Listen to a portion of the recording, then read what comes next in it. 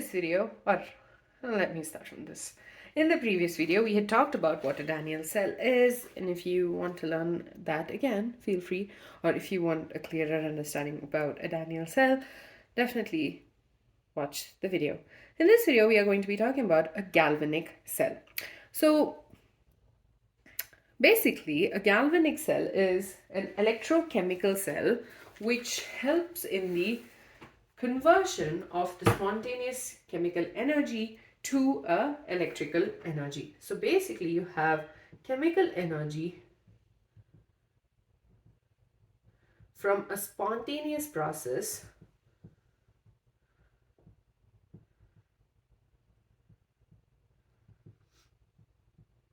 getting converted to electrical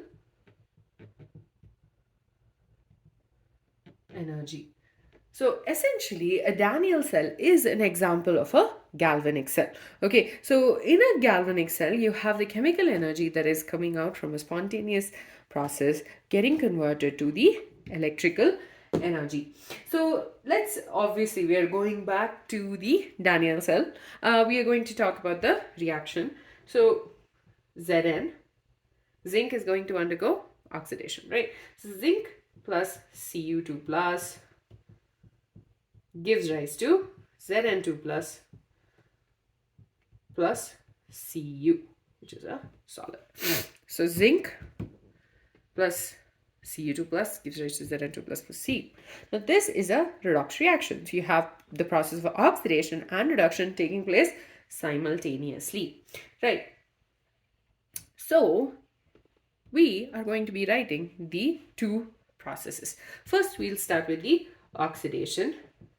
Zinc is undergoing oxidation, so Zn, which is a solid, gives rise to Zn2 plus 2 electrons. Reduction, Cu2 plus 2 electrons, because you have Cu getting converted to, Cu2 plus getting converted to Cu. So this gives rise to Cu, which is a solid. So oxidation half the reaction is going to be Zn, giving rise to Zn2 plus. Reduction is Cu2 plus getting converted to Cu. So basically this part is occurring at the zinc electrode, and this one is occurring at the copper electrode. So what that means is, in the zinc electrode, zinc metal is losing the electron and it's moving into zinc sulfate, which is why I'm saying that this particular process occurs at this electrode. And this Cu2 plus, the ions of copper are going to take in the 2 electrons and they're going to stick to the copper. So basically this is happening, this particular part of the reaction is happening at the copper electrode, and that's why we call them half cells. So this would be considered as the zinc half cell. This is the copper half cell. Okay, so the zinc half cell is where you have the process of oxidation taking place.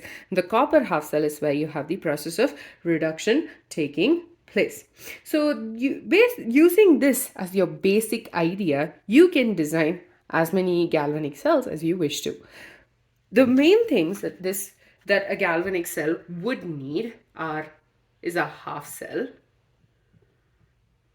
which has an electrode, that's the metal, and the electrolyte of the appropriate metal. So an electrode and an electrolyte of the metal for this half cell. The second thing it would need is 2 of those half cells, but that's connected by an external connection. Okay, and it would also need the 2 electrolytes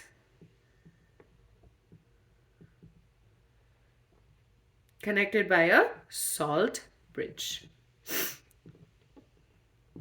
Okay, now and there are cases where you would have both the electrodes in the same solution. In those cases, you might not need an salt bridge. When you have 2 electrolytes, you would need the salt bridge. So all the you can basically design as many galvanic cells as you want based on these three things. You would need a half cell that consists of electrode and electrolyte. You have the two half cells that are getting connected by an external circuit, and then you will need the two electrolytes to be connected by a salt bridge when you have two electrolytes. And if you don't, then you can do it just by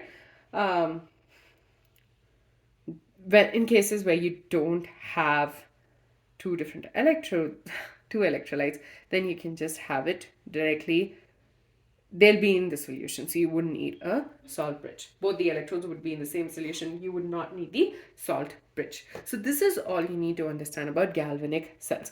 Okay, this is just a basic idea, right? In a galvanic cell, you have a chemical reaction from a spontaneous process getting converted to the electrical energy. So in the next video, we will be talking about what that means. So we will be talking about the representation of these processes of the electrochemical reactions in the next video, followed by what an electrochemical potential or an electrode potential is. So with that, we're done with this.